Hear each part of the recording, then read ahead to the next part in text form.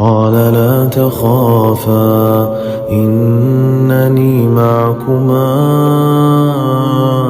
أسمع وأرى. അസ്സാം വലൈക്കും വറഹ്മത്തുള്ളാഹി വബറകാതുഹു. മറ്റൊരു വിമർശന വീഡിയോയ്ക്ക് മറുപടി വീഡിയോയുമായി ഞങ്ങൾ നിങ്ങളെ കാണുന്നതിൽ വളരെ സന്തോഷമുണ്ട്. വീണ്ടും അടിമത്തം തന്നെയാണ് പ്രശ്നം. അതാണ് ഹോട്ട് ടോപ്പിക്കായിട്ട് ഇപ്പോൾ എല്ലായിടത്തും സംസാര വിഷയമായിട്ട് ഓടിക്കൊണ്ടിരിക്കുന്ന സബ്ജക്റ്റ് അടിമത്തം എന്നുള്ളതുകൊണ്ട് അതിനെക്കുറിച്ച് ഇപ്പോൾ ലേറ്റസ്റ്റായിട്ട് നടന്ന ചർച്ചകളും അതിനെക്കുറിച്ചുണ്ടായ ചോദ്യങ്ങളും അതിനുള്ള മറുപടികളൊക്കെ കോർത്തിണക്കിയ ഒരു വീഡിയോ ആണിത്. ഇതിനു മുമ്പും ഇതേ ടോപ്പിക്ക് നമ്മൾ പല ഹെഡിങ്ങിൽ ചെയ്തിട്ടുണ്ട്. എന്നാലും അതിൽ റെലവൻ്റായ 2 ഹെഡിങ് നേരത്തെ ചെയ്ത വീഡിയോ നമ്മളിവിടെ ഡിസ്ക്രിപ്ഷൻ ബോക്സിൽ ഇടുന്നുണ്ട്. ഒന്ന്, അടിമത്തത്തിൽ കുടുങ്ങിയ ലിയാഖത്ത് അലി എന്നൊരു വീഡിയോ. അതിൽ ലിയാഖത്ത് അലി നോർമലായിട്ട് ഉന്നയിക്കുന്ന എല്ലാ അധിക്ഷേപങ്ങൾക്കും ഇസ്ലാമിനെതിരെയുള്ള ചോദ്യങ്ങൾക്കും ഉത്തരം അതിനകത്ത് നൽകിയിട്ടുണ്ട്. അതുപോലെ തന്നെ മറ്റൊരു വീഡിയോ, ലിയാഖത്ത് അലിയുടെ 5-1 കോമഡി എന്നൊരു വീഡിയോ, അതും ഡിസ്ക്രിപ്ഷൻ ബോക്സിൽ ഇട്ടിട്ടുണ്ട്. അതും അടിമത്തവും അതിൻ്റെ ഓഹരി വയ്ക്കലും സംബന്ധമായിട്ട് ലിയാഖത്ത് അലി ചോദിച്ച ചോദ്യങ്ങൾക്കുള്ള മറുപടിയാണ്. അത് രണ്ടും നിങ്ങൾ ഒരു റെഫറൻസ് കൂടുതൽ ഡീറ്റെയിൽസ് വേണമെന്നുള്ള ആൾക്കാർ അത് കാണുക. ഈ വീഡിയോയിലും മിക്കവാറും എല്ലാം അടിമത്തത്തിൻ്റെ എല്ലാ ടോപ്പിക്സും കവർ ചെയ്യുന്ന കണക്ക് തന്നെയാണ് ഈ ക്ലിപ്പുകൾ എടുത്തേക്കുന്നത്. ലിയാഖത്ത് അലി ഒരു ആരിഫല്ല നമ്മുടെ ബാസിലിന് ഉദ്ദേശിച്ച് ഇട്ട ഒരു വീഡിയോയ്ക്കകത്ത്, ഞാൻ സംവാദത്തിന് മുമ്പ് ഞാൻ നിങ്ങൾക്ക് ക്വസ്റ്റ്യൻ പേപ്പർ ഔട്ടാക്കാം, നേരത്തെ ക്വസ്റ്റ്യൻ പേപ്പർ തന്നേക്കാം, അത് നിങ്ങൾ പഠിച്ചിട്ട് വരൂ എന്ന് പറഞ്ഞ് കുറച്ച് ചോദ്യങ്ങൾ അതിനകത്ത് എടുത്തിട്ടിട്ടുണ്ട്. അതുകൊണ്ടാണ് നമ്മൾ ടൈറ്റിൽ അങ്ങനെ ഇട്ടേക്കുന്നത്, ലിയാഖത്ത് അലിയുടെ ലീക്കായ ചോദ്യപേപ്പറുകളും ഉത്തരങ്ങളും. എന്തായാലും ചോദ്യപേപ്പർ ലീക്കായ സ്ഥിതിക്ക് നമുക്ക് ഒരു ഗൈഡായിട്ട് ഇറക്കാമെന്ന് വിചാരിച്ചത്. ചോദ്യപേപ്പർ ഉത്തരമായിട്ട് തന്നു കഴിഞ്ഞാൽ ലിയാഖത്ത് അലി തന്നെ ഇരുന്ന് പഠിക്കട്ടെ. ലിയാഖത്ത് അലിക്ക് ഇതിൻ്റെ അർത്ഥം ആൻസർ അറിഞ്ഞുകൊണ്ടാണെന്നുണ്ടെങ്കിൽ ലിയാഖത്ത് അലി തന്നെ ഇരുന്ന് ഇത് വായിച്ച് പഠിക്കട്ടെ. അതുകൊണ്ട് ആ രൂപത്തിലാണ് ലിയാഖത്ത് അലിയുടെ ചോദ്യങ്ങളും നമ്മുടെ ഉത്തരവുമായിട്ട് നമ്മളിതിനകത്ത് എൻ്റെ മെയിൻ ഫോക്കസ് അതാണ്. അതുപോലെ ഒരു ബോണസ് ക്വസ്റ്റ്യനും ഇതിനകത്ത് ചേർത്തിട്ടുണ്ട്. അത് നമ്മുടെ ആരിഫ് ഹുസൈൻ ചോദിച്ചൊരു ചോദ്യമാണ്. അത് ജനീവ കൺവെൻഷനും അടിമ സ്ത്രീകളും തമ്മിൽ, അടിമ സ്ത്രീകളെ ഇസ്ലാമിൽ ഉപയോഗിക്കാമെന്നുണ്ട്, യജമാന്മാർക്ക് സമീപിക്കാമെന്നുണ്ട്, ജനീവ കൺവെൻഷൻ അങ്ങനെ ഉണ്ടോ എന്ന ഒരു ചോദ്യം ആരിഫ് ഹുസൈൻ കുറച്ച് സ്പെസിഫിക്കായിട്ട് ചോദിച്ചുകൊണ്ട് അത് ലാസ്റ്റ് ക്വസ്റ്റ്യൻ ബോണസായിട്ട് തന്നിരിക്കുകയാണ്. ലിയാഖത്ത് അലിക്ക് എക്സ്ട്രാ ക്വസ്റ്റ്യൻ അങ്ങോട്ട് നമ്മൾ ഇട്ടുകൊടുത്ത് പഠിച്ച് മനസ്സിലാക്കട്ടെ ഇസ്ലാമിലെ അടിമത്തം എന്താണെന്നുള്ളത് ലിയാഖത്ത് അലി മനസ്സിലാക്കട്ടെ. അത് കാരണമാണ് ഞാൻ ഇസ്ലാം വിട്ടതെന്നാണ് ലിയാഖത്ത് അലി പലർത്തും പറയുന്നത്. ഇനി ഇതങ്ങനെ കണ്ട് ബോധ്യം വരികയാണെങ്കിൽ തിരിച്ച് ഇസ്ലാമിലോട്ട് വരുന്നെങ്കിൽ പറഞ്ഞോട്ടെ എന്നുള്ള രീതിക്ക് ലിയാഖത്ത് അലിക്ക് മാത്രം ഇറക്കുന്ന ഗൈഡാണിത്. ബാക്കിയുള്ളവർക്കും അറിയണമെന്നുള്ള ആഗ്രഹമുള്ളവർക്ക് ഇത് കാണുകയും ചെയ്യാം. അപ്പം ആ ക്ലിപ്പിങ്ങിലോട്ട് പോകുന്നതിന് മുമ്പ് ഇപ്പോൾ നടക്കുന്ന എന്താണ് ഈ സംസാര വിഷയങ്ങൾ നടന്നുകൊണ്ടിരിക്കുന്നത് അതിനെക്കുറിച്ചുള്ള 1-2 പോയിൻറ്റുകൾ മാത്രം പറഞ്ഞിട്ട് നമുക്ക് നേരെ ടോപ്പിക്കിലേക്ക് പോകാം. അതായത് ബാസിൽ ആരിഫ് ഹുസൈനെ സംവാദത്തിന് വെല്ലുവിളിച്ചു. നമ്മുടെ സുക്കൂർ വരിക്കോടൻ പോയി സംസാരിച്ച് അയാൾക്ക് സംസാരിക്കാനുള്ള സമയമൊന്നും കൊടുത്തില്ല എന്നാണ് ഞാൻ തോന്നുന്നത്. ഞാൻ ഫുള്ളായിട്ട് കണ്ടിട്ടില്ല. അവിടെ കറക്റ്റായിട്ട് സംസാരിക്കാൻ പറ്റാത്തതുകൊണ്ടാണ് എന്താണോ. അപ്പം ബാസിൽ വെല്ലുവിളിച്ചു. എന്താണ് ആരിഫ് ഹുസൈനെ, അടിമത്തവും ആധുനിക ധാർമ്മികതയും നമുക്ക് ചർച്ചയ്ക്ക് വരാം, അല്ല ഒരു സംവാദത്തിന്, ഓപ്പൺ സംവാദത്തിന് വാ എന്ന് വിളിച്ചാൽ ഇത്ര നാളും ഇസ്ലാമിനെ അധിക്ഷേപിച്ച് നടന്നുകൊണ്ടിരിക്കുന്ന ആരിഫ് ഹുസൈൻ വളരെ മ്ലേച്ഛമായിട്ടും മോശമായിട്ടും എന്തെല്ലാം പറയാവോ ആ സംഗീത ലേബലും റൈറ്റ് സൈഡിൽ ബാൻഡ് ചരടിന് പകരം വാച്ചിൻ്റെ കാവി അല്ലെങ്കിൽ കുങ്കുമം ചരടായിരിക്കും കെട്ടിയേക്കുന്നത്. അതും കെട്ടി താനൊരു സംഗീതം തന്നെയാണെന്ന് പറഞ്ഞുകൊണ്ട് നടക്കുന്ന പറയാതെ പറയുന്ന ലിയാഖത്ത് അലിക്ക് ഇസ്ലാമിനെ പൊളിച്ച് കാണിക്കണം എന്നാണ് ഉദ്ദേശമെങ്കിൽ സംവാദത്തിന് വന്നാൽ നിക്കർ കീറും എന്ന് പേടിച്ചതുകൊണ്ടാണ് അയാൾ സംവാദത്തിന് വരുന്നില്ല. നമ്മൾ തന്നെ അത് അതിശയിപ്പിച്ചു. ഞാൻ വിചാരിച്ചത് ആരിഫ് ഹുസൈൻ ഇത് യൂസ് ചെയ്യുമെന്ന് വിചാരിച്ചു ഈ ചാൻസ്. അതായത് അടിമത്തം ആർക്കും കയറി മേയാവുന്നൊരു ടോപ്പിക്കാണ്.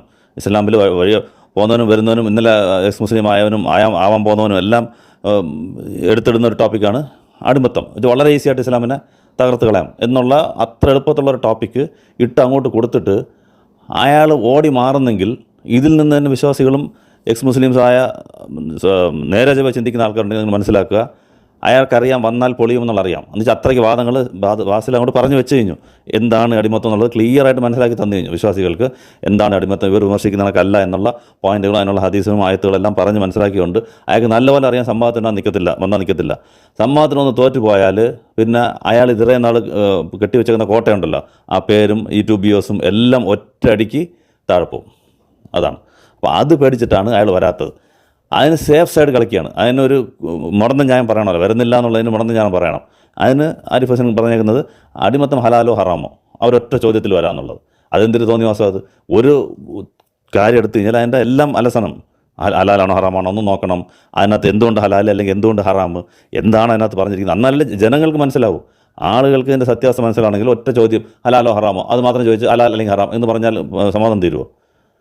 അതും എന്താണ് ഇന്നത്തെ ഇന്ന് അങ്ങനെ സ്ലേവറി വല്ലതും ഉണ്ടോ, മോഡേൺ സ്ലേവറി വല്ലതും ഉണ്ടോ, അല്ലെങ്കിൽ ഇന്നത്തെ കാലത്ത് ഈ യുദ്ധബന്ദികൾ എങ്ങനെയാണ് ട്രീറ്റ് ചെയ്യുന്നത്, അതും ഇസ്ലാമായിട്ട് കമ്പയർ ചെയ്തിട്ട് ഏതാണ് കറക്റ്റ് ഏതാണ് മാനവികം, അങ്ങനെയല്ലേ ഡിസ്കസ് ചെയ്യേണ്ടത്. അങ്ങനെ ഡിസ്കസ് ചെയ്തിട്ടാണ് കാര്യങ്ങൾ മനസ്സിലാക്കേണ്ടത്. അപ്പം സത്യത്തിൽ നിന്നും ഒളിച്ചോടുക എന്നുള്ളത് നിങ്ങൾ മനസ്സിലാക്കുക. ഇത് വട്ടപൂജ്യമാണ്. ഇവർക്ക് അടിമത്തം പോലും എടുക്കാൻ ത്രാണിയില്ലാത്തമാരാണ് ഇന്നത്തെ എക്സ് മുസ്ലിംസിൻ്റെ ആൾക്കാർ. ഞാൻ വലിയ ആൾക്കാരാണെന്ന് പറഞ്ഞ് നടക്കുന്ന ആളുകൾ. ഇത് ഒരു പാർട്ട് കഴിഞ്ഞു.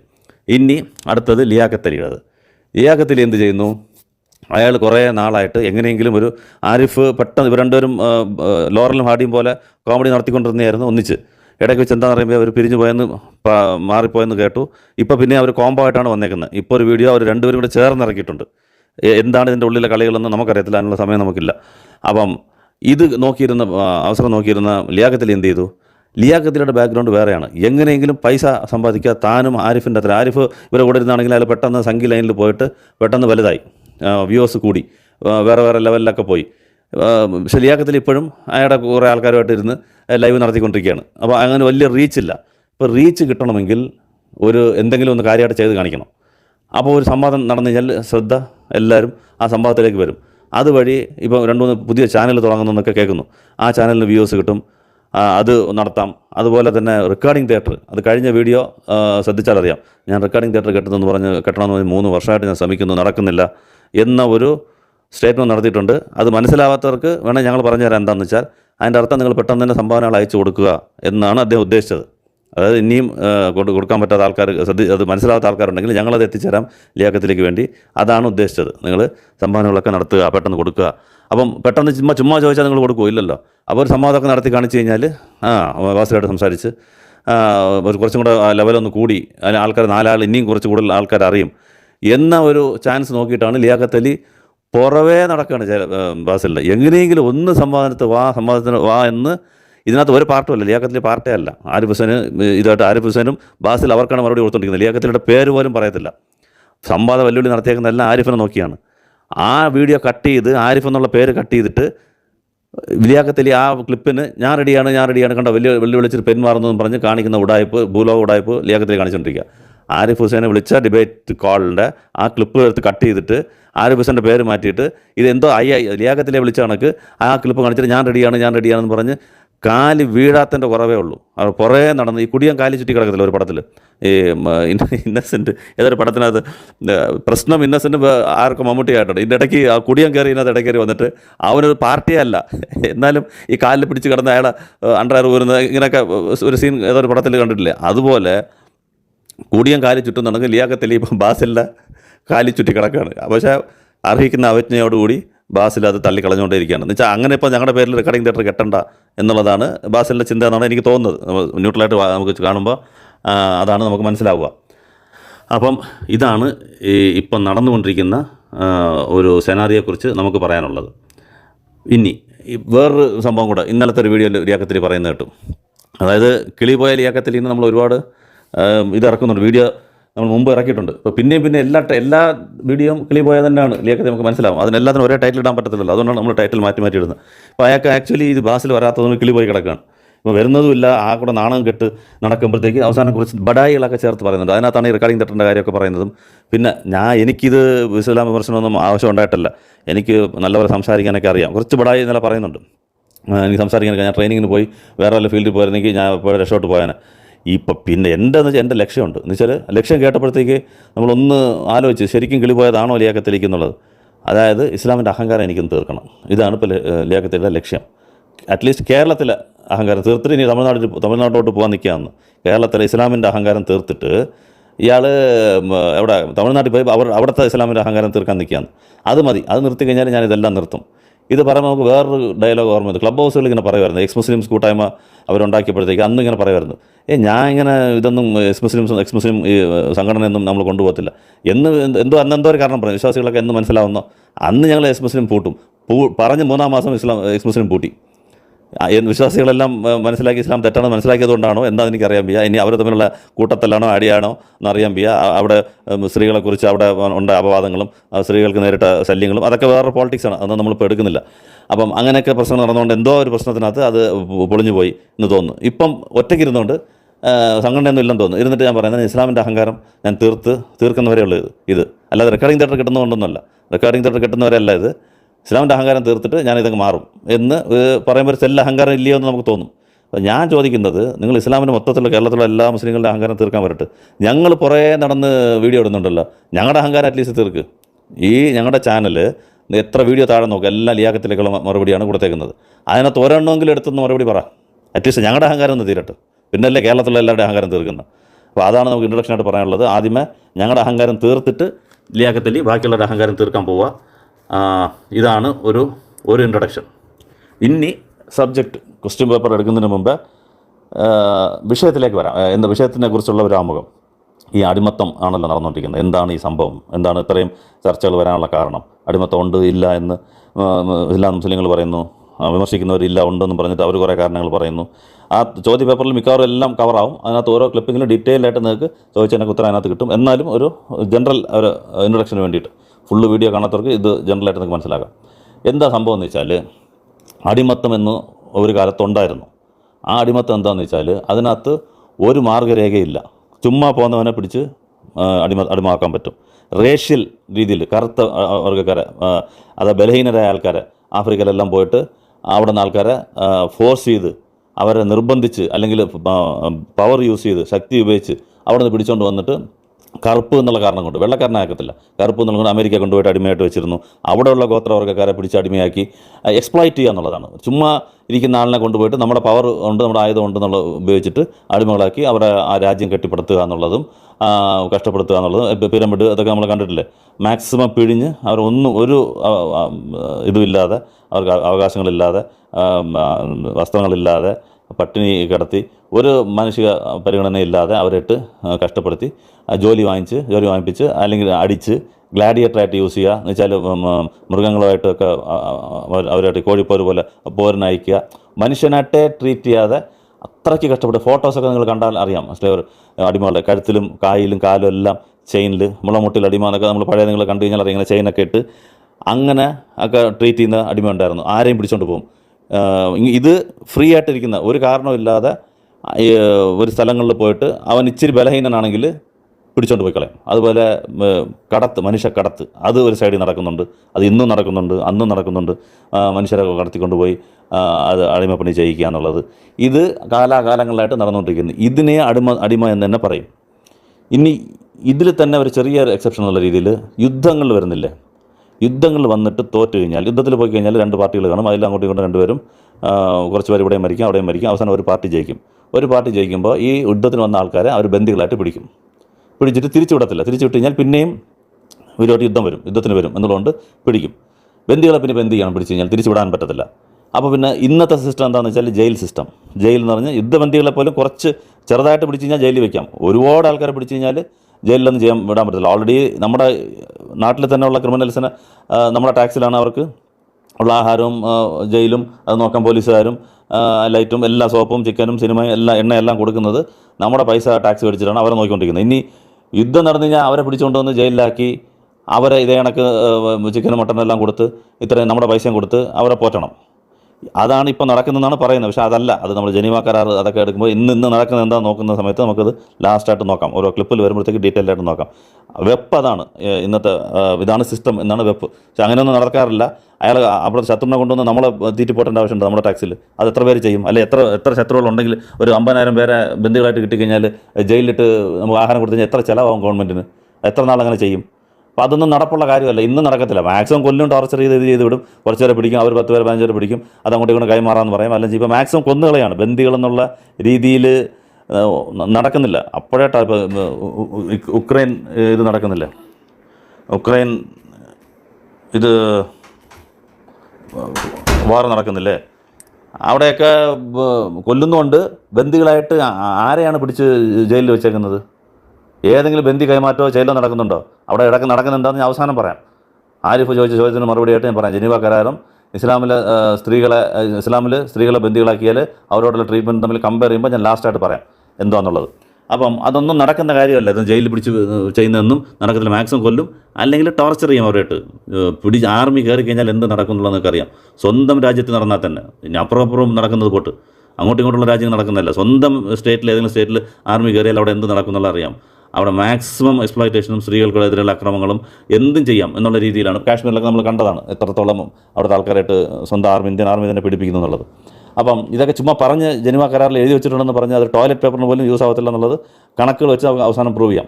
ജനീവ കരാർ എന്നുള്ളത് ടിഷ്യൂ പേപ്പർ, ടോയ്ലറ്റ് പേപ്പറിൻ്റെ വില പോലും ഇല്ല അതിന്. അത്രയും പോലും നടക്കുന്നില്ല ഇവിടെ, വെറുതെ എഴുതി വെച്ചിട്ടുണ്ട്. പക്ഷേ അതേസമയം ഇസ്ലാം എങ്ങനെയാണ് കണ്ടത്, എങ്ങനെയാണ് പ്രാക്ടിക്കലായിട്ട് ഇസ്ലാം ചെയ്ത് കാണിച്ചത് ഈ ബന്ദികളെ കുറിച്ചെന്നുള്ളതെല്ലാം വഴിയെ ആ ഒരു ആരിഫിൻ്റെ ചോദ്യത്തിന് മറുപടിയായിട്ട് പറയുമ്പോൾ നമുക്ക് കാണാം. ലാസ്റ്റ് ക്വസ്റ്റ്യൻ അതാണ്, അതിനകത്ത് കാണാം. അപ്പോൾ പറഞ്ഞു വന്നത് ഇതാണ് ഇന്നത്തെ സിസ്റ്റം. പക്ഷേ അന്നത്തെ കാലത്ത് ഇതേപോലെ വലിയ ബിൽഡിങ്ങുകളോ വലിയ ജയിൽ കമ്പികളോ വെച്ച് അങ്ങനെ താമസിപ്പിക്കുന്ന ഏർപ്പാടില്ലായിരുന്നു. ഒന്ന് ഇന്നത്തെ പോലെ സാമ്പത്തികം കൂടിയ ഒരു സമയമല്ല അത്. ഗവൺമെൻറ് അന്നത്തെ അവിടുത്തെ ആൾക്കാർക്ക് കഴിക്കാനും ഉടുക്കാനും തന്നെ പൈസ ഇല്ലാത്തിരുന്ന സമയത്ത് ഈ ബന്ദികളെ കൊണ്ടുവന്ന് ജയിലിൽ കെട്ടിയൊക്കെ ഇടുക എന്ന് പറഞ്ഞാൽ നടക്കുന്ന കാര്യമല്ല. അപ്പോൾ അന്നുണ്ടായിരുന്ന സിസ്റ്റം എന്താണെന്ന് വെച്ചാൽ തിരിച്ചു വിടാൻ പറ്റാത്തതുകൊണ്ട് ഇന്ന് നമ്മൾ ബന്ദികൾ പിടിച്ചു കഴിഞ്ഞാൽ സ്റ്റേറ്റ് പ്രോപ്പർട്ടിയാണെന്ന് പറയുന്നു. പക്ഷെ അന്ന് പേഴ്സണൽ പ്രോപ്പർട്ടിയാണ്, സ്റ്റേറ്റ് പ്രോപ്പർട്ടി അല്ല. അത് ഓരോ ആളുകളിലേക്ക് കൊടുക്കും. അതായത് പേഴ്സണൽ പ്രോപ്പർട്ടി ആയിട്ട് കൊടുത്തിട്ട് സാധാരണ നടക്കുന്നത് ഇസ്ലാമില്ലത് ഞാൻ പിന്നെ പറയാം, പിടിച്ച് ആളുകൾക്ക് വീതിച്ച് കൊടുക്കുക എന്നുള്ളതാണ്. പക്ഷെ അവരുടെ ട്രീറ്റ്മെൻറ്റും കാര്യങ്ങളൊക്കെ വ്യത്യാസമായിരിക്കും. ഇസ്ലാം പറയുന്ന ഇങ്ങനെ പിടിക്കുമ്പോൾ ഇസ്ലാം പറയുന്ന ട്രീറ്റ്മെൻ്റ് അല്ല മറ്റാൾക്കാർ. ഞാൻ പറയുന്നത് അവർക്കൊരു സ്വാതന്ത്ര്യം കാണത്തില്ല, അടിക്കാം, കൊല്ലാം, മാക്സിമം അവർ ജോലി കൊടുത്ത് പിഴിഞ്ഞെടുക്കാം, എല്ലാം ചെയ്യാം. ചോദിക്കാനും പറയാൻ ആരും ഇല്ലാത്തതുകൊണ്ട് എല്ലാം ചെയ്യാമെന്നുള്ള ഒരു ട്രീറ്റ്മെൻറ്റ് അന്നുണ്ടായിരുന്നു.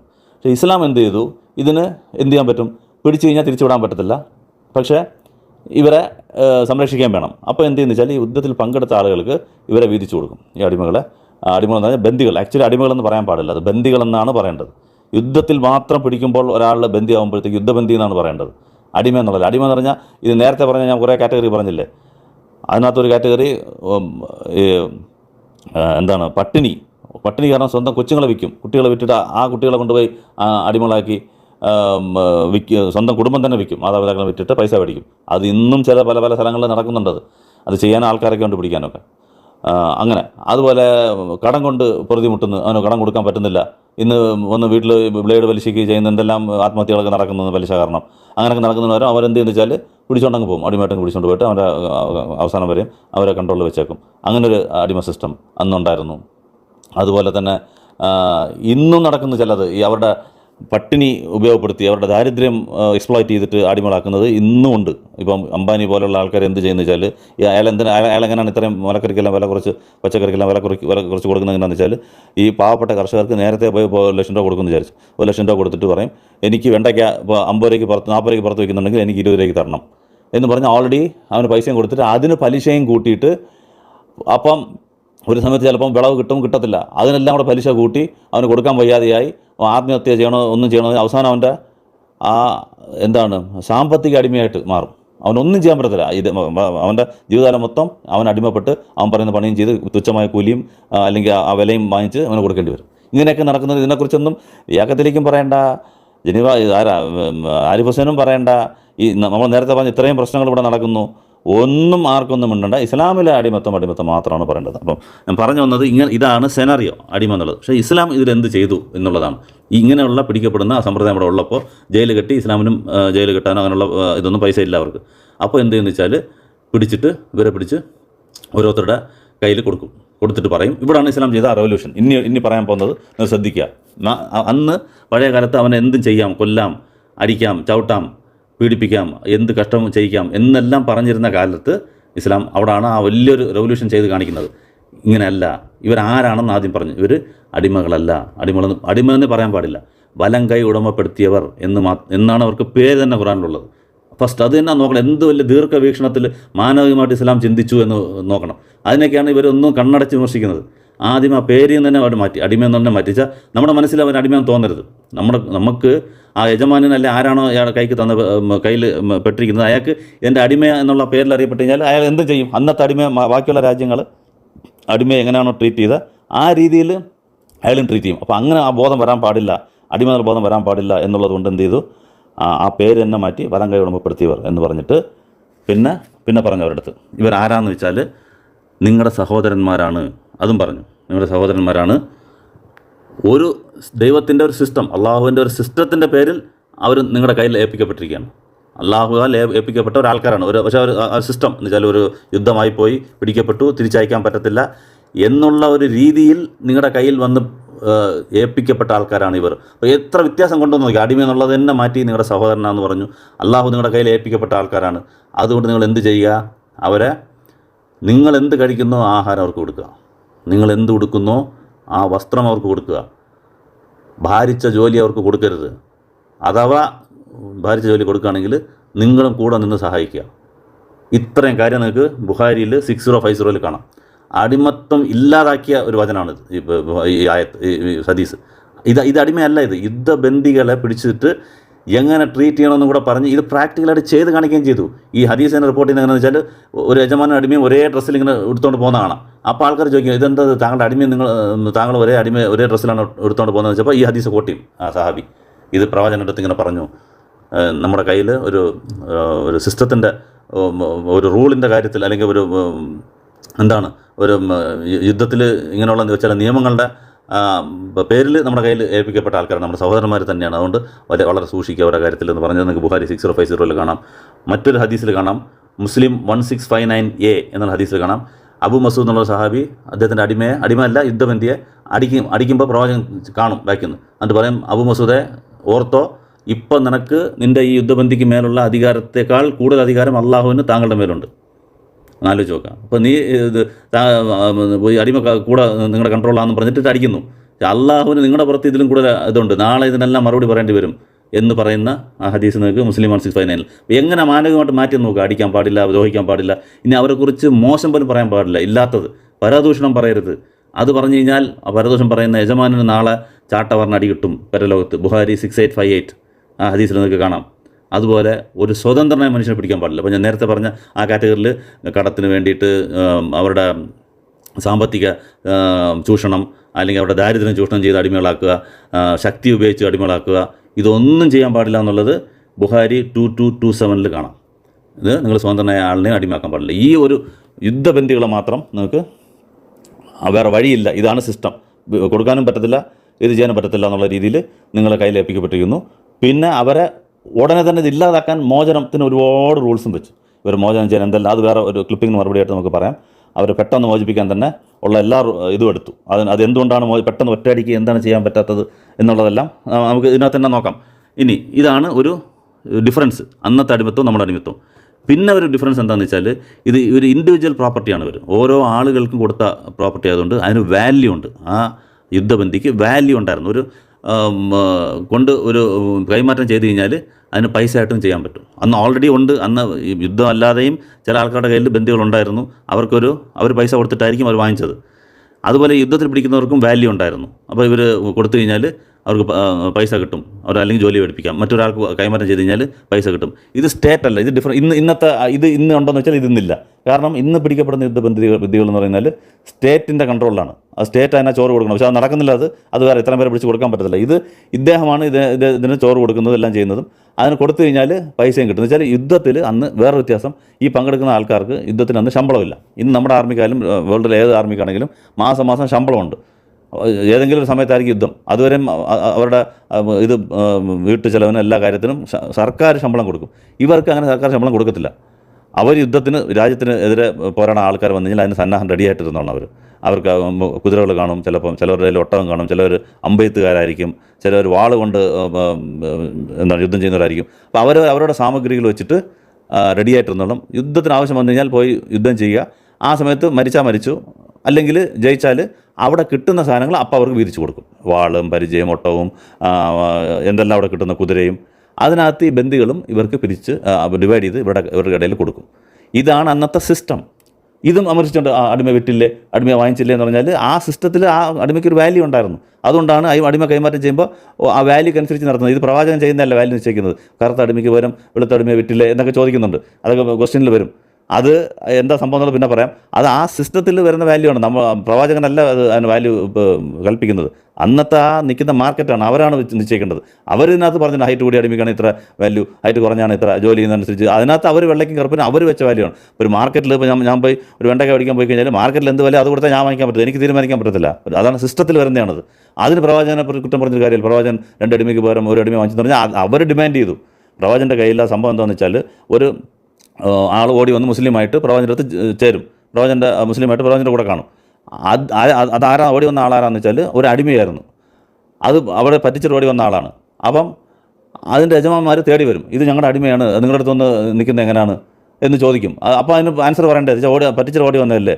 അപ്പോൾ പറയും ശരി, ഇതിന് പകരം അവർ വെച്ച ഡിമാൻഡാണ് ഇത്. ചിലപ്പം വെള്ള അടിമയാണെന്ന് തോന്നും, ഞങ്ങൾക്ക് 2 കറുത്ത അടിമ വേണമെന്ന് പറയും. അങ്ങനെ അവരുടെ ഡിമാൻഡ് അനുസരിച്ച് 2 അങ്ങോട്ട് കൊടുത്താണ്. വില നിശ്ചയിക്കുന്നത് വരുന്ന ആളും കൂടെ, ഒരാളും കൂടെ അല്ല. അപ്പോൾ അവർ 3 വെച്ചിട്ട് 3 കൊടുക്കണമായിരുന്നു. അങ്ങനെയാണ് 2 അടിമ കൊടുത്തത്.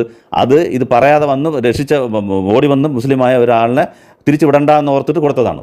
അപ്പോൾ ആ സിസ്റ്റത്തിലുള്ളതാണ്, അല്ലാതെ പ്രവാചകനല്ല ഇതെല്ലാം നിശ്ചയിക്കുന്നത് 1, 2 എന്നുള്ളത്. പിന്നെ ആ സമയത്ത് പറയും ഇനി ആരെങ്കിലും വരികയാണെങ്കിൽ നീ അടിമയാണോ എന്ന് ചോദിച്ചിട്ട് മാത്രമേ അവന് മുസ്ലിം ആക്കാവൂ. ഓടി വന്ന ആളാണെങ്കിൽ ആക്കാൻ പാടില്ല, അവരുടെ യജമാന്മാർക്ക് തന്നെ തിരിച്ചു കൊടുക്കണം, അത് പറ്റിച്ചിട്ട് വരാൻ പാടില്ല. അപ്പോൾ ഇങ്ങനെയൊക്കെ ഇവരുടെ ഓരോ ചോദ്യങ്ങളിലും നമ്മൾ ഡീറ്റെയിൽഡായിട്ട് നോക്കിക്കഴിഞ്ഞാൽ ഇതിനെക്കുറിച്ചുള്ള ഒരുപാട് കാര്യങ്ങൾ നിങ്ങൾക്ക് മനസ്സിലാക്കാൻ പറ്റും. അപ്പോൾ അതുകൊണ്ടാണ് ഈ അടിമയ്ക്ക് വാല്യൂ ഉള്ളതുകൊണ്ട് അന്ന് അടിമ കൈമാറ്റം നടത്തുമ്പോൾ അതിനകത്ത് സാമ്പത്തികം ഇൻവോൾവ് ആണ്. ഇത് ജനുവ കരാറിലുണ്ടോ എന്ന് ചോദിക്കും. ഇന്ന് അടിമ ആരെങ്കിലും പൈസയ്ക്ക് മാറ്റുന്നുണ്ടോ? അപ്പം പൈസ അന്നത്തെ സിസ്റ്റത്തിനകത്ത് അതുണ്ട്, പേഴ്സണൽ പ്രോപ്പർട്ടി ആയതുകൊണ്ട്. എന്തുകൊണ്ട് പെട്ടെന്ന് ഒറ്റയടിക്ക് ഇത് നിർമ്മാർജ്ജനം ചെയ്തില്ല അടിമത്തം എന്ന് ചോദിച്ചു കഴിഞ്ഞാൽ അതിന് നല്ല ഉദാഹരണം പറയാം. ഇപ്പോൾ നമുക്ക് എല്ലാവരുടെയും കയ്യിൽ ഡീസൽ കാർ ഉണ്ടെന്ന് വിചാരിച്ചാൽ, ഇപ്പോൾ ഡീസൽ കാറിൽ പൊല്യൂഷൻ ഉണ്ടെന്ന് കണ്ടുപിടിച്ചിട്ടുണ്ട്, എമിഷൻസ് കൂടുതലാണത്, അത് വേണ്ട എന്ന് തീരുമാനിക്കുന്നു. ഇന്ന് സർക്കാർ പറയാണ് എല്ലാ ഡീസൽ കാറും ബാൻഡാണ് എന്നൊരു ഉത്തരവിട്ട് കഴിഞ്ഞാൽ നഷ്ടം ആരാണ്? ഈ കാർ വെച്ചേക്കുന്ന എല്ലാവരും നഷ്ടപ്പെടും. അത് പ്രാക്ടിക്കലാണോ? അല്ല. അപ്പോൾ അതിന് വേറെ സിസ്റ്റം പറയണം. ഇന്ന വർഷത്തിനുള്ളിൽ മാനുഫാക്ചറിങ് നിർത്തും, അല്ലെങ്കിൽ ഇന്ന വർഷത്തിന് ശേഷം നിങ്ങൾ യൂസ് ചെയ്യാൻ പാടില്ല, അതുകൊണ്ട് ഇപ്പോഴേ നിങ്ങൾ അത് മാറ്റി ഇലക്ട്രിക് കാറിലോട്ട് പോയിക്കോ, അല്ലെങ്കിൽ ഇത് വിൽക്കുമ്പോൾ നിങ്ങൾക്ക് ഇത്ര ഇൻസെൻറ്റീവ് തരാം, പുതിയ കാർ വാങ്ങിക്കാൻ. ഇങ്ങനെയൊക്കെ കൊണ്ടുവന്ന് വേണം അതിനെ നിർമ്മാർജ്ജനം ചെയ്യാൻ. ഒറ്റ ദിവസം കൊണ്ട് ഓർഡർ വന്നിട്ട് എന്തുകൊണ്ട് ഡീസൽ കാർ നിർത്തുന്നത്? ഇപ്പോൾ പൊല്യൂഷനല്ല, ഡൽഹിയിലൊക്കെ ഹെവി പൊല്യൂഷനാണെന്നറിയാം. എന്തുകൊണ്ട് ഡീസൽ കാർ അവിടെ ചെയ്യുന്നില്ല നമ്മൾ ചോദിക്കുന്നു. ഹലാലാണോ ഹറാമാണോ ഡീസൽ കാർ എന്ന് വെച്ചാൽ ഡൽഹിയിലെ പൊല്യൂഷൻ്റെ മേജർ കോൺട്രിബ്യൂട്ടർ ഈ ഡീസൽ കാർ ഓട്ടോമൊബൈൽ. എന്തുകൊണ്ട് സർക്കാർ അത് ബാൻ ചെയ്യുന്നില്ല? ഇതേ ചോദ്യമാണ് നിങ്ങൾ അടിമയ്ക്ക് ചോദിക്കുന്നത്. എന്തുകൊണ്ട് ഹറാമാക്കിയില്ല? ഹറാമാക്കി നിങ്ങൾ പ്രാക്ടിക്കലായിട്ട് ചിന്തിക്കണം. വെറുതെ വിമർശനം ചെയ്യണം, ഇസ്ലാമിന് എങ്ങനെയും യൂട്യൂബ് വരുമാനം ഉണ്ടാക്കണമെന്ന് മാത്രം ചിന്തിച്ച് കഴിഞ്ഞാൽ നിങ്ങൾക്ക് അതിൻ്റെ കറക്റ്റ് ഉത്തരം കിട്ടത്തില്ല. അപ്പോൾ അങ്ങനെ ചെയ്ത് കഴിഞ്ഞാൽ ഇതെല്ലാം ഓരോ യജമാൻ്റെ കയ്യിലുള്ള അടിമയ്ക്ക് വാല്യൂ ഉണ്ട്, അവരെല്ലാം നഷ്ടപ്പെടേണ്ടി വരും. അപ്പോൾ അതുകൊണ്ടാണ് വേറെ വഴികൾ കണ്ടുപിടിച്ചത്. ഇതിനെങ്ങനെയൊക്കെയാണ് ഈ അടിമകളെ മോചിപ്പിക്കേണ്ടതെന്ന് പറഞ്ഞിട്ട് ഒരുപാട് വഴികൾ പറഞ്ഞു. നിങ്ങളൊരു തെറ്റ് ചെയ്താൽ അടിമമോചനം ചെയ്യുക, നിങ്ങൾ ശബദം ലംഘിച്ചാൽ അടിമമോചനം ചെയ്യുക, അടിമമോചനം ചെയ്യുന്നത് പുണ്യപ്രവൃത്തിയാണ്, ഇങ്ങനെയെല്ലാം കുറേ ആയത്തുകളുണ്ട്. അത് അതിൻ്റെ ക്വസ്റ്റ്യൻ വരുമ്പോൾ അതിൻ്റെ ആയത്തോടെ ചെയ്ത് ഞാൻ ജനറലായിട്ട് ഇപ്പോൾ പറയുന്നതേ ഉള്ളൂ. അങ്ങനെ പറഞ്ഞു. അതുപോലെ തന്നെ പ്രവാചകൻ നിങ്ങൾ പറയുന്ന 5-1 കിട്ടി എന്നൊക്കെ പറയുന്നത്, അത് നമ്മൾ 5-1 എന്നുള്ള വീഡിയോയിൽ കാണിച്ചിട്ടുണ്ട്. പ്രവാചകന് മാത്രമല്ല, അത് പ്രവാചകനും കുടുംബത്തിനും നല്ല കാര്യങ്ങൾക്കെല്ലാം യൂസ് ചെയ്യാനാണ് 5-1 എന്നുള്ളത്. പ്രവാചകൻ മരിക്കുമ്പോൾ എത്ര അടിമ ഉണ്ടായിരുന്നു? ഒരൊറ്റ അടിമ പോലും ഇല്ല, എല്ലാവരും മോചിപ്പിച്ചു. അതുപോലെ പ്രവാചകൻ പറഞ്ഞ സമയത്ത് പൊതുവെ അറേബ്യയിലും കംപ്ലീറ്റ് ഏതാണ്ട് എല്ലാ അടിമകളും മോചിപ്പിച്ച് കഴിയുകയും ചെയ്തു. അപ്പോൾ സിസ്റ്റം നിലനിൽക്കെ തന്നെ ആർക്കും നഷ്ടം വരാത്ത രീതിയിൽ അടിമമോചനം ചെയ്ത് കാണിക്കുകയും ചെയ്തു. ഇത്രയും ഉള്ള ഒരു സിസ്റ്റത്തിന് നിങ്ങൾ കൊണ്ടുവന്ന് ഇസ്ലാമിന് വെറുതെ ഗോത്രവർത്ത അടിമ ഹലാലാണോ ഹറാമാണോ ഒറ്റ ക്വസ്റ്റ്യനിൽ നിങ്ങൾ തീർക്കാൻ നോക്കുകയാണ്. അപ്പം ഇതൊക്കെയാണ് ഇതിനകത്തുള്ള മെയിൻ കാര്യങ്ങൾ. ഇതിനകത്ത് പേഴ്സണൽ പ്രോപ്പർട്ടിയാണ്, അവർക്ക് വാല്യൂ ഉണ്ടായിരുന്നു. അത് അതിനെക്കുറിച്ചുള്ള അവരെക്കുറിച്ച് ട്രീറ്റ്മെൻറ്റ് അന്നത്തെ അടിമകൾ നിങ്ങൾക്ക് ജയിലിലൊക്കെ ഇടുന്ന ആൾക്കാരെ തന്നെ നിങ്ങൾ നോക്കാം. മെഡിക്കൽ സമയത്തൊക്കെ നോക്കിക്കഴിഞ്ഞാൽ അവർക്ക് ജയിലിട്ട് കഴിഞ്ഞാൽ അവർക്ക് ആഹാരം കിട്ടത്തില്ല, നല്ല വെള്ളം കിട്ടത്തില്ല, സാനിറ്റേഷൻ കിട്ടത്തില്ല, അതിനകത്ത് തന്നെ രോഗികളായി മരിക്കുന്ന ജയിലിൽ പിടിച്ചിരുന്ന ആൾക്കാരെ ഞാൻ പറയാം. ഈ ഇടക്കാലത്ത് നടന്ന യുദ്ധങ്ങൾക്ക് മുമ്പുള്ള യുദ്ധങ്ങളൊക്കെ നിങ്ങൾ ചുമ്മാ ഒന്ന് ചെയ്ത് നോക്കുക, പ്രിസണേഴ്സിന് എന്തായെന്നുള്ളത്. 1600, 1700 പിടിച്ചിരുത്തിയ ഒരു ബിരിയാണിയാണോ കൊടുത്തതെന്ന് നോക്കുക. പിടിച്ചിരുത്തിയിട്ട് അവരുടെ വിസർജനം തന്നെ അവിടെ പുറത്ത് തേഞ്ഞ് അവർക്ക് പുറത്ത് കുളിക്കാൻ വെള്ളമില്ലാതെ അങ്ങനെ അസുഖം പിടിച്ച് നരകിച്ച് മരിച്ചവർ, എല്ലും തോലയായിട്ട് പുറത്ത് വന്ന ആൾക്കാരൊക്കെ കണ്ടാൽ നിങ്ങൾക്ക് അറിയാം. ഇങ്ങനെ മോചിപ്പിച്ച് വന്ന ആൾക്കാരൊക്കെ കണ്ടു കഴിഞ്ഞാൽ അറിയാം. ഇങ്ങനെ മനുഷ്യനെ മാക്സിമം ഈ ജയിലിടുന്ന ആൾക്കാരാണ് ഞാൻ പറഞ്ഞത്. അടിമകളെന്ന് അറിയില്ല, യുദ്ധബന്ദികളായിട്ട് പിടിച്ച് ജയിലിലിട്ടിരിക്കുന്ന ആൾക്കാരെ ട്രീറ്റ്മെൻറ്റാണ് ഞാൻ പറഞ്ഞത്. നിങ്ങൾ ഫോട്ടോ ഒക്കെ ഒരുപാടുണ്ട് ഇതിനകത്ത് യൂട്യൂബിലൊക്കെ നോക്കിക്കഴിഞ്ഞാൽ. അങ്ങനെയൊക്കെ ചത്തുപോയ ആൾക്കാരൊക്കെയാണ് നമ്മൾ ബന്ദികളായിട്ട് ഉണ്ടായിരുന്നത്. പക്ഷേ ഇസ്ലാമിൽ ഒരാളും അങ്ങനെ മരിച്ചിട്ടില്ല. വളരെ ശ്രദ്ധയോടെ പറഞ്ഞിട്ടുണ്ട്, കറക്റ്റായിട്ട് പറഞ്ഞിട്ട് നിങ്ങളുടെ സഹോദരൻ പറഞ്ഞാൽ ശരിക്കും നോക്കണം, നീ കഴിക്കുന്നത് കഴിക്കണം. അപ്പോൾ അവർ വീട്ടിൽ നിൽക്കുമ്പോഴത്തേക്കും അവൻ കഴിക്കും, അതേ ഹൈജീനായിട്ട് നിൽക്കും, നല്ല വസ്ത്രങ്ങൾ ധരിക്കും. ഇന്ന് മോഡേൺ സ്ലേവറിയിൽ അല്ലെങ്കിൽ ആധുനിക കാലത്ത് ജയിൽ കൊണ്ടുണ്ടാവുന്ന മാസമായിട്ട് ഗവൺമെൻറ് കുറ്റം പറഞ്ഞിട്ട് കാര്യമില്ല, മാസമായിട്ട് പിടിച്ച് ജയിലിട്ട് കഴിഞ്ഞാൽ എല്ലാവരും നോക്കാൻ എവിടെ നിന്നാണ് പൈസ? എക്കണോമിക് പഠിച്ച ലേഖത്തിലേക്ക് ഇത് അറിയേണ്ടതല്ലേ? ഞാൻ എക്കണോമിക്സ് പഠിച്ചിട്ടുണ്ടെന്ന് ലേഖത്തിൽ പറയുന്നുണ്ട്. അപ്പോൾ എക്കണോമിക്സ് പഠിച്ച ലേഖത്തിലേക്ക് ഇത് നല്ലപോലെ മനസ്സിലാവും. ഒരു ബന്ദികളെ കൊണ്ടുവന്ന് ഒരു ജയിലിൽ അടച്ചു വെച്ച് അവരെ നോക്കണമെങ്കിൽ എത്ര പൈസ ചിലവാകുന്നുള്ളത്. അത് ഒരു ഇൻഡിവിജ്വൽ പ്രാക്ടിക്കലായിട്ട് ചെയ്തു. ഇന്നിപ്പോൾ ഒരു അടിമ സിസ്റ്റം ഉണ്ടായാലും ഇസ്ലാമിൻ്റെ നിയമം ആണ് ഏറ്റവും ടോപ്പിൽ നിൽക്കുക. ഇന്ന് അടിമ സിസ്റ്റം ഇല്ല, അടിച്ച് കൊല്ലുന്നു, അത്രേ ഉള്ളൂ.